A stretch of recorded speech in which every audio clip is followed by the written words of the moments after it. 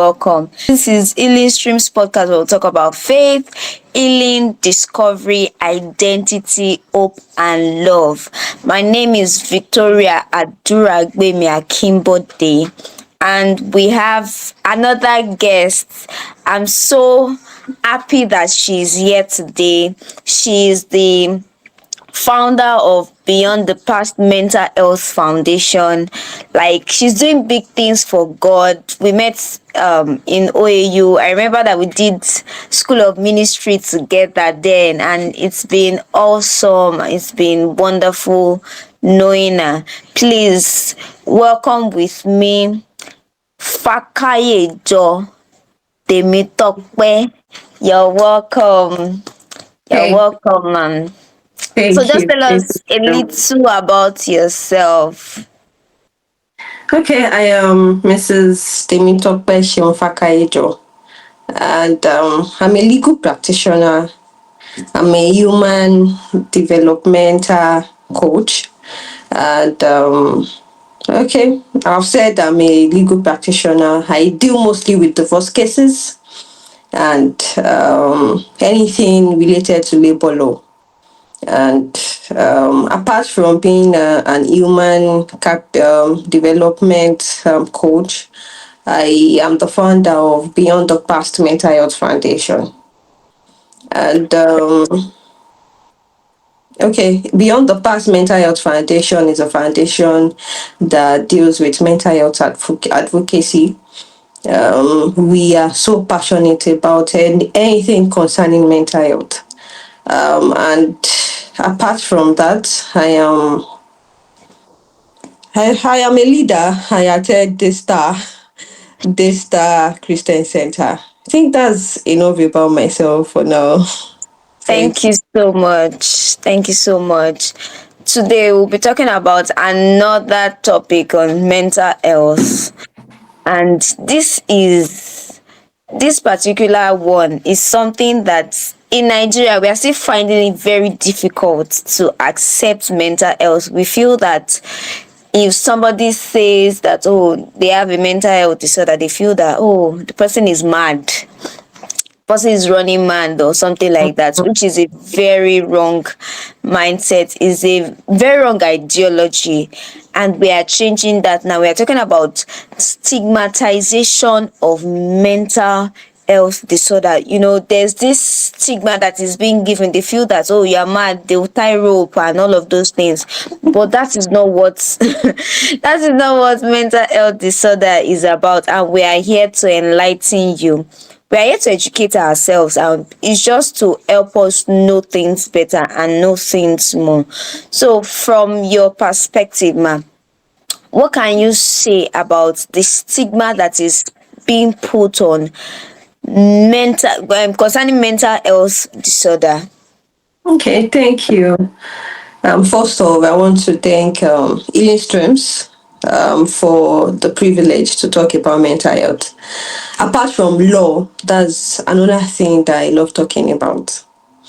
And it's really a privilege. I appreciate all Healing Streams podcast team and the founder. Thank you very much. So let's get into the stigma on mental health. I told someone last week, I said, if I have not experienced one of these mental health disorders, I will be part of those people that believe that mental health disorders does not exist.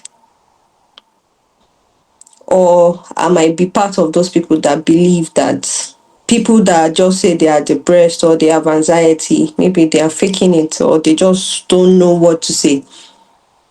The stigmatization on mental health disorders, especially in this our society, Nigeria, is something that all mental health advocacy foundation we are trying to make sure to reduce, because we know that the stigma we cannot erase everything. We cannot erase. It's just that we are working to reduce it. That's the first step that all mental health advocacy foundations we are trying that's the focus, to reduce, because it's really much, or let me say is the level of stigmatization in this our environment is bigger than any other places.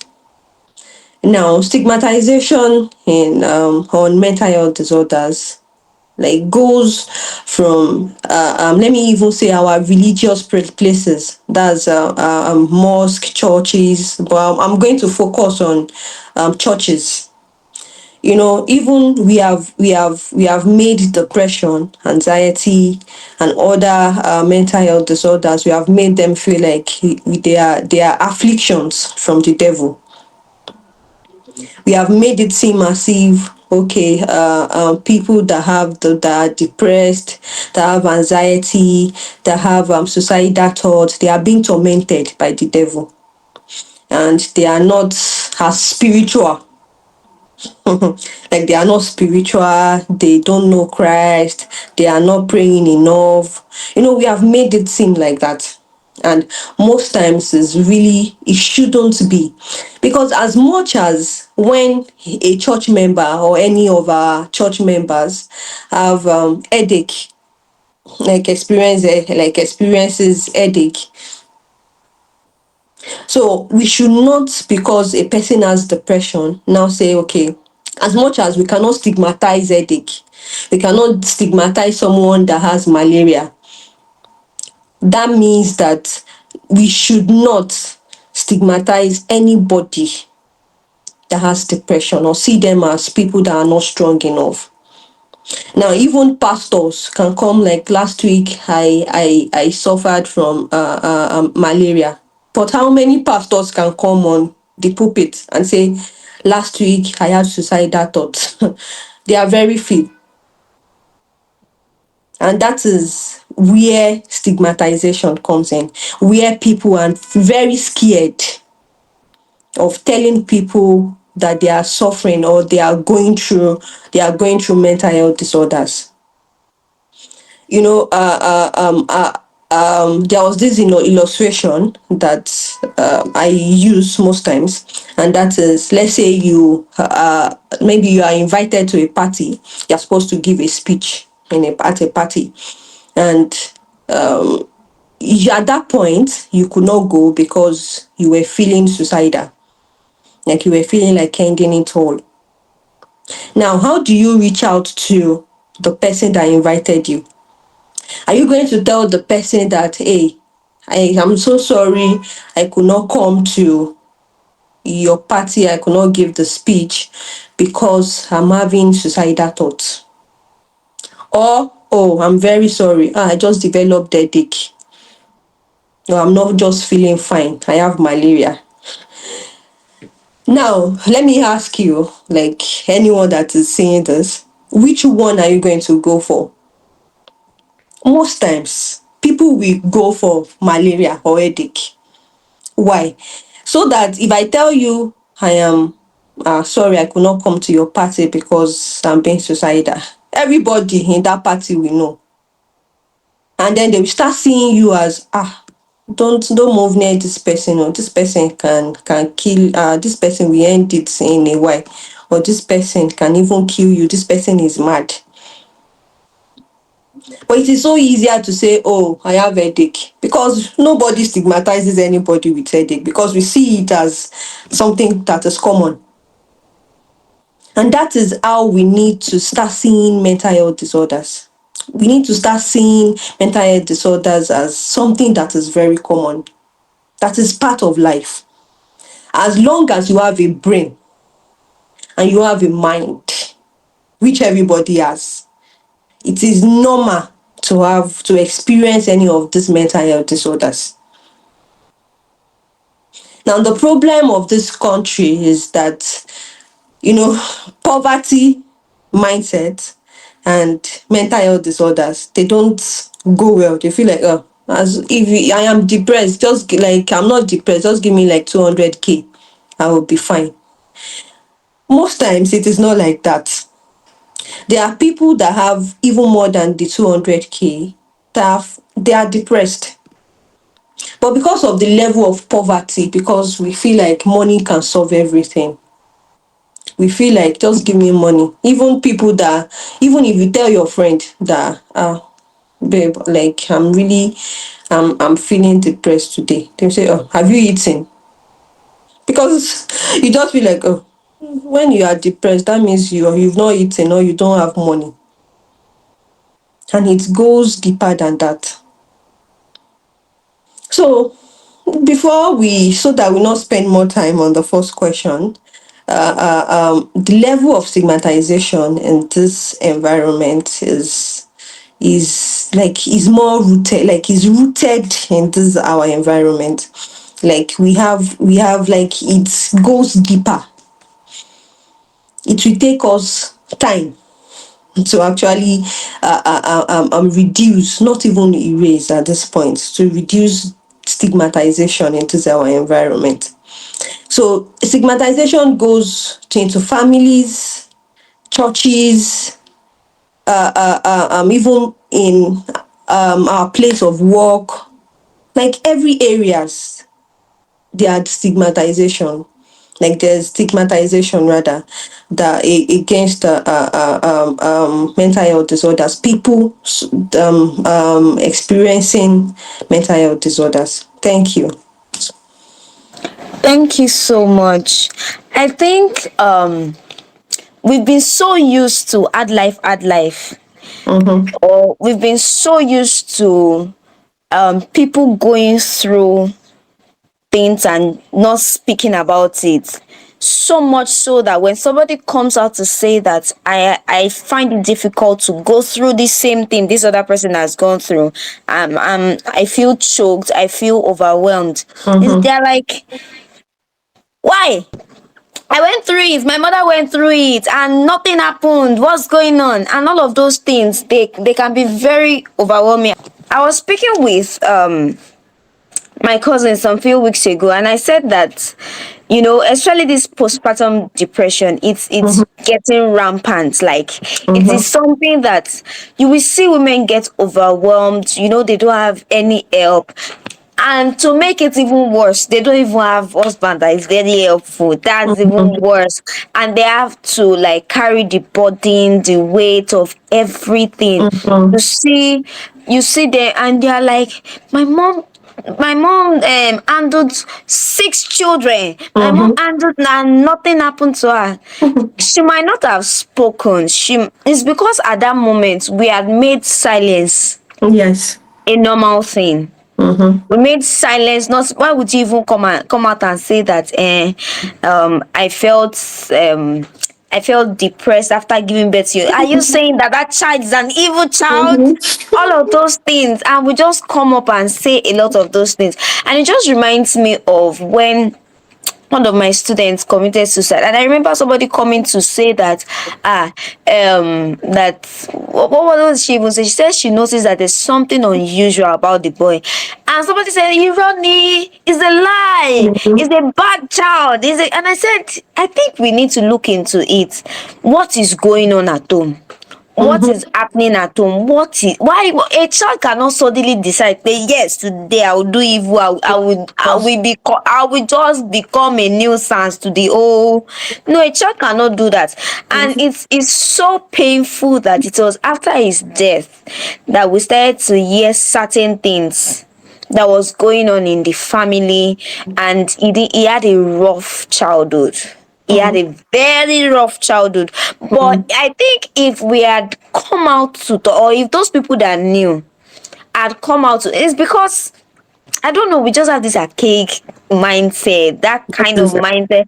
And when somebody comes out to talk about some of these things, they say, what kind of, and I know that right now some people keep bashing Pastor Apostle Femi Lazarus. He's so Yes. keen on Mm-hmm. mental. Mental I love health. to listen to him, and I'm like, this is so good, this is profound, that somebody is coming out to normalize these things. Somebody is coming out to say these things unashamed. Mm-hmm. And I think we need to normalize it. We need to, I'm not saying that having depression is good. It's not good, but there's a way we can welcome these things. So it's That's better it. for these people to speak up, and we can attack it as soon as possible, so that we won't say, if I had known, what if I had, what if Mm-hmm. we don't want all of those things. And that is why it is better for people to speak up. Because even me as a person, I've had instances where I will feel in a particular way, but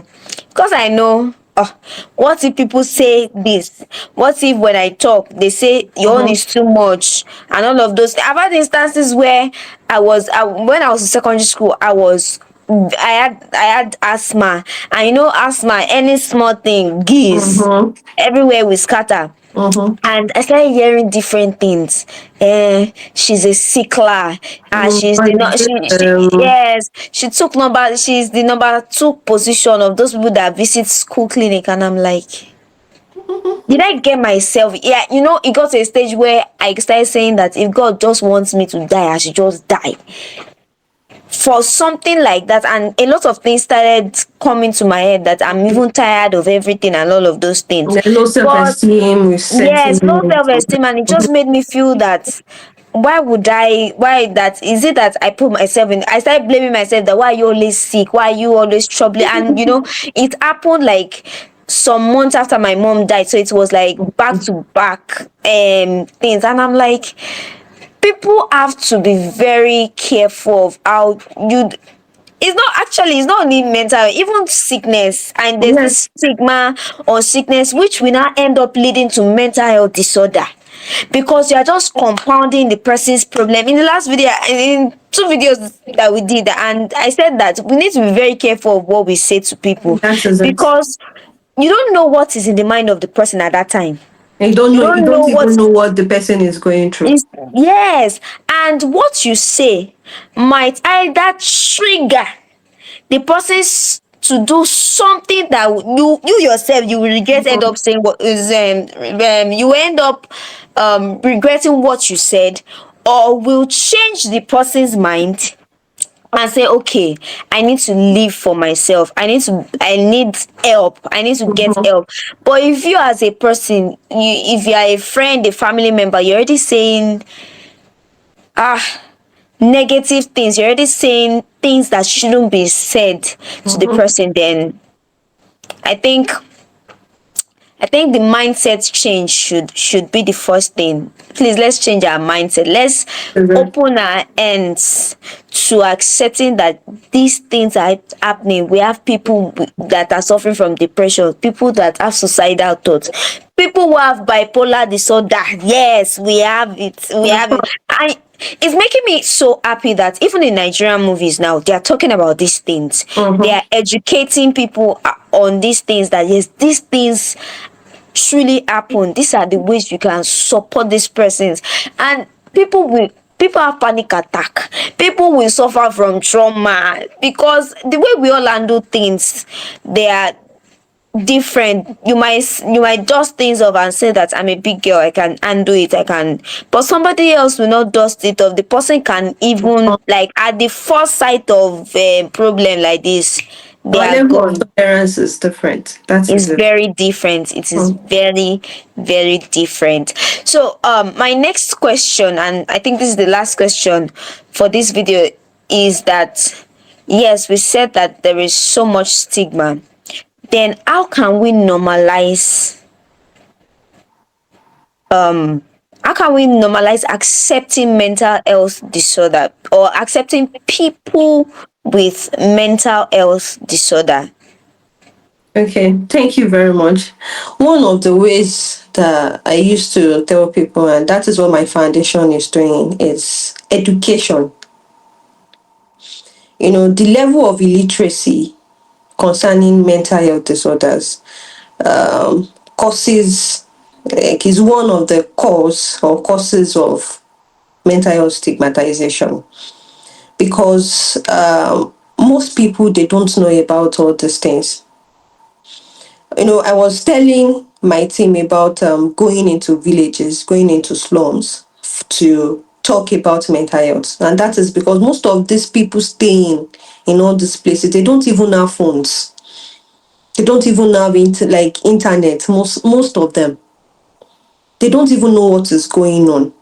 So the level of education, the level of literacy, like the way we know about all these things, like educating people about, okay, there's something called depression, and this is depression. Once you see this, it might be a sign of depression.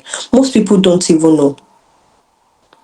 And then education is also a tool to make sure that people that they are into stigmatization or stigmatizing people with mental health too, with mental health disorders, can also get educated that this thing is not affliction. There's nothing wrong with anyone that says, okay, that has bipolar. Instead of you stigmatizing the person, you can even lend a hand to help this person. We need to start educating people. Even so many people don't even know that there is an act that once you stigmatize is an offense in Nigeria. They don't know. Most people don't know. Even in a place of work, even people dealing with all these mental health disorders, they don't know that they can sue in a court of law if they are being stigmatized. So education is the first solution to stigmatization. Mental health education. We telling people that, okay, this is what this thing is. It is part of life. Since you have your mind, you have a brain. As far as you will not say, okay, someone that has headache is mad. So why should you say such to someone that has bipolar? And many people don't even know that there are medications for all this. Just like as you take paracetamol for headache, there are drugs, there are medications for all these mental health disorders. I apart from being like as a mental health advocate, anytime I go to, because I visit there, and there was a time that I also trained in a mental health department. Anytime people see me entering that place, people that don't know that I'm there for IT to train, and they will start looking at me. There was a time that the gate man said, let me say it in Yoruba because the person said it in Yoruba. Say, ẹ pẹ̀lẹ́ o, Ọlọ́run á mú yín lára dá o. Ẹ pẹ̀lẹ́. You know, so, that is the person saying, sorry, yeah, God will heal you. The person, like anyone that enters a mental health, that means, Something something is going like on with the person's like head. something is wrong with this person. And then I am so sure that this person, anytime this person sees me around, you say, this auntie, nobody should move near her. She's mad. Something is wrong with her. I was like, just imagine people that are really dealing with these mental health disorders, and then they just go to a clinic, and then at the gate they are already telling them such, seeing them as a mad person. You know, educating that gate man that, see, anybody that you see entering this place, they are here to help. Like it should even be like, you should even give the person a standing ovation, because it's not easy to seek help. It's not easy to decide that, oh, in this our environment, that let me seek help. I need help. So instead of stigmatization, like education, educating this person that, oh, you are not supposed to say this. With time, I started getting closer to the security man to tell them that, I am not, I'm here to train, but even if I have, you are not supposed to say that to me, because it will deprive people of coming to that clinic to say, oh, I have this, since from the gates you are already seeing them People will as turn bad back person. from the gate. Thank you. So educating that person, like, and before I left that place, I started seeing changes in the gate man, the way he relates with even patients. Like, oh, he started being friendly, talking to them. Sorry, Ilé ò kí ń ṣe tuntun. Don't worry, you are going to get through it. So those are the words that can even motivate people, even from the gate, to seek help. So education is key. Mental health literacy is key. Another thing apart from education is, I think it still borders on education, and that is, and it's also foundations or people into mental health to go into different corners to start lecturing people about mental health. We like enough of social media, because it's not everyone that is on social. It's not everyone that is on Instagram. Even in our workplace, we should start making changes. You as the CEO, do you have a mental health policy? I You don't think as people know that though, that there should be a mental health policy at workplace. I don't think people know that. That is it. So it still borders on education. As much as we take, I used to tell people that, like, I want like the foundation beyond the past mental health foundation to be like, as much as you take the gospel to people on the streets. That is how mental health literacy, like educating people in our community should be. Like when you see people on the street that you can just preach to, we should be able to talk to the person about mental health too. Let's take the if you have the knowledge about mental health, take it to people, take it to your family members. You should not be shy about that. Like enough of counting deaths by suicide. Like enough of having that record.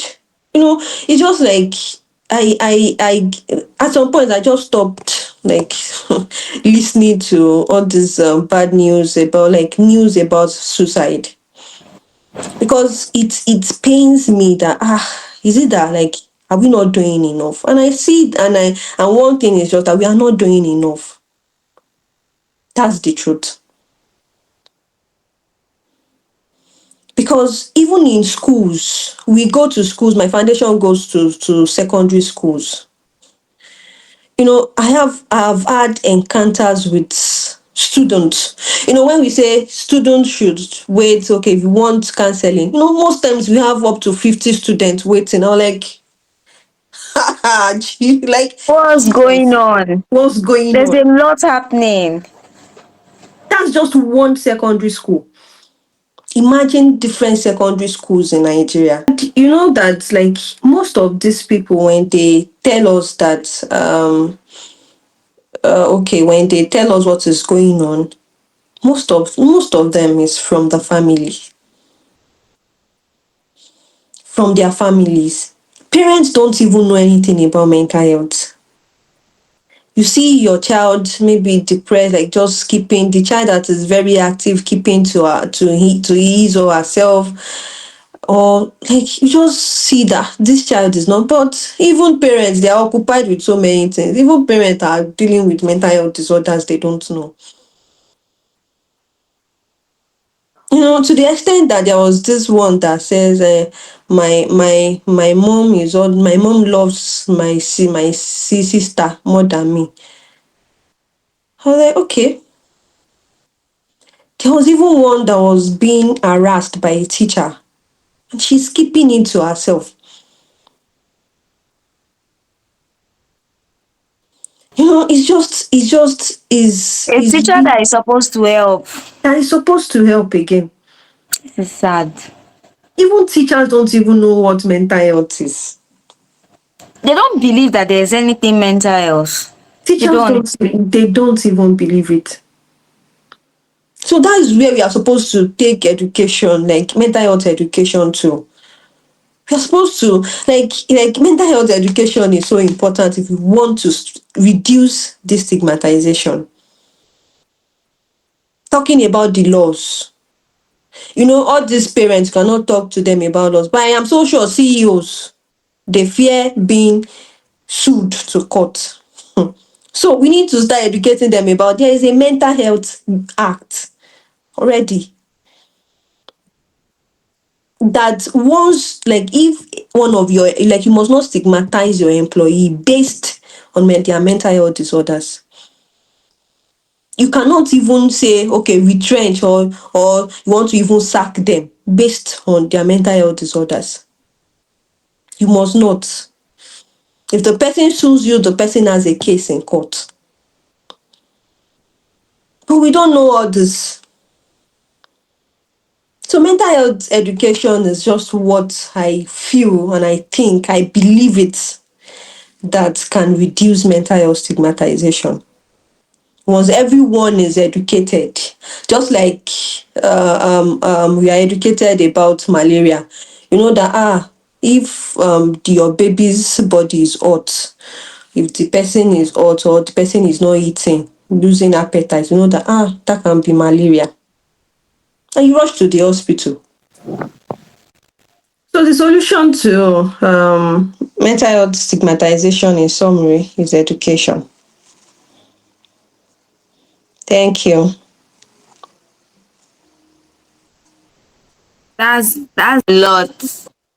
That is so much in one thing. Education is very important. As we take education in schools as something very important, we also should take education of about mental health very important, because either we like it or not, we will surely have these people amongst us, and the earlier we learn to accept mental health, the better for us. Mm-hmm. Because we are dealing with a lot of things. We are dealing with so much. I remember one of my students, I noticed that somebody that was one of the first three in class, and it's not that his results were bad, but he was not performing well as expected. Like, he was one of the in fact, he was the second best and was very good. And I noticed that the second term, and he started getting very harsh Mm-hmm. towards his friends. And his friends came to me that, what is going on with this boy? I said, I noticed too that I don't know what's going on. I don't understand why he's doing that. And he was always fighting, always like causing lots of trouble. And I called him and I said, what is going on with you? In your academics, there's something wrong. You as a person, this is not you. And is this kind of boy that he loves to laugh, he loves to do a lot of things. And he said that he lost his elder sibling, Mm-hmm. and that if he's feeling depressed, and that he felt that the only way he could not make it show was he acting up and all that. And I had to tell him that it is not your fault. It is not because of anything. That is just one of those things. And I just had to like explain some things. And I gave him some Bible passages. Okay, these are the Bible. I wrote them down for him. Oh yeah. Every morning when you wake up, confess Mm-hmm. these scriptures to yourself. Always say it, always say it. And when it got back, like, it became this, we always call him laughter. For somebody that used to, like, any small thing, he will laugh, scatter ground. And he came back to himself and yes, that is better now. And I'm like, if it is somebody else, say he's a Just very imagine, naughty child. just He's a imagine if you very don't, naughty don't child. have that you don't, like, you are not knowledgeable about what is meant. Yes. And if someone else, other people are saying this boy is naughty. I said, no, this is not this. No. It's a very, yes. He would do those childish stuffs. Mm-hmm. But the fact is that this is not, it was affecting his academics. For somebody that used to get 29 over 30, 2020 was getting like 15, 14. You will know that there's a problem. And he was able to really, like, jack up. He was able to work on himself within the short time that he had to cover up his lapses. And the next time he came back stronger and better. And I'm like, yes, this is it. This is it. And we have so many of them like that. You will hear some of them saying that they don't feel accepted at home. And when they try to talk to their parents are always looking for one excuse or the other, or they use maybe their past Mistakes. attitudes, yeah, their past mistakes, say that is how you do, and all of those things. Parents, I think we need to do better. And like you said earlier, that some people feel that money answers all things, and they feel that I work hard for you to have a better life. Why would you tell me this and all of those things? And some of them will keep on telling you that I don't need your money. I don't want your money. Keep your money to yourself. What I need is attention. They feel that and that is why we keep having children that or people that have ADHD, because they need the attention, but when they are not getting it, they will do anything to get that attention. They will do anything to get that attention. But we need to normalize um accepting people with mental health disorder. They are not mad people. They are not normal people. They live a normal life. They look normal. But right, it's just there's a lot of things. Their emotions are everywhere. Like people that have It's just like bipolar now. wound. Actually, it's just like when you have a wound on your, maybe on your leg, Yes. like a wound in the mind, or a wound in your, like in the mind. That is just like you just got injured. You only Yeah. need time for it to get To healed. heal. Yes. So most times, what we do in this our society is, instead of trying to heal the wound, we try to make sure that it is now big. The wound is now very big. That small wound, that small size wound, is now It getting becomes bigger. bigger because Yes. we keep injuring it more and more. That's what we do. It is our society. Either, like, instead of trying to heal those wounds, recognizing that, okay, this person has a wound in his or her mind, and trying to heal, to help the person heal. Okay, let's put some spirit, let's put iodine, let's put plaster, and those plasters, or is okay, maybe seeking help, trying to tell the person sweet words, trying to say, okay, everything will be well, calm down, I'm here for you. But instead, we start saying, it's because you were pressing phone. If you are not pressing phone, you will not be feeling like this, like our mothers. If you are not Yeah. do- if you are not doing this, you will not feel this way. It's because you don't pray. It's because you don't do this. Is We keep injuring. We keep putting more salt on the wound. On the one. So that, Yes, there's a need for prayer too. Yes, we know that. But can we create a warm environment for people? Can we, where they can actually talk? And that's one thing I did while I was at my place of work. I created an atmosphere where everybody can come to me. mm-hmm, Everybody can. Yes, I am strict, but I still create that environment where, even no matter, sometimes I'm like, I'm strict, but why are you coming to me? But it's mm-hmm, because I have created that environment where you can talk about anything with me, and I'll not make you feel that. judged. Yes, Or I won't make you feel jealous. I'll just be laughing that, okay, no problem. I remember talking to a student. I'm like, this is not you. Why are you always looking sad? You look dull. mm, You look like the whole world is about to crumble. She said there's no. I said it's a lie. So I kept on, when she saw that, I kept on disturbing her. I kept mm, on like, what is wrong with it? And we don't talk. She doesn't. We don't talk. We don't do anything. Like, she's not my. I don't teach her class. I don't do anything. mm, And later she had to, like, she was like, okay, I'll come back and see you later. And one day she just came and opened up and said some things. And I said, okay, no problem. So if I had said, what is there? It's not mm-hmm, normal. It's not, Are just you the normal my only life. one in this school? Are you the only one in this school? No, no, no. So we have to ensure that we normalize accepting them, and we shouldn't just look. We have this Nigerian people's eyes. That side eye, that eyes alone is some people don't even need to talk, but that look, that and we just need to stop it. We need to avoid all of those things. Thank you so much, Temiti. We call her Temiti, for honoring this invitation. Yeah. Thank you so much. So please do well to like this video, this particular video. Please like it. Like it. This is educative. This is something that we need people to hear.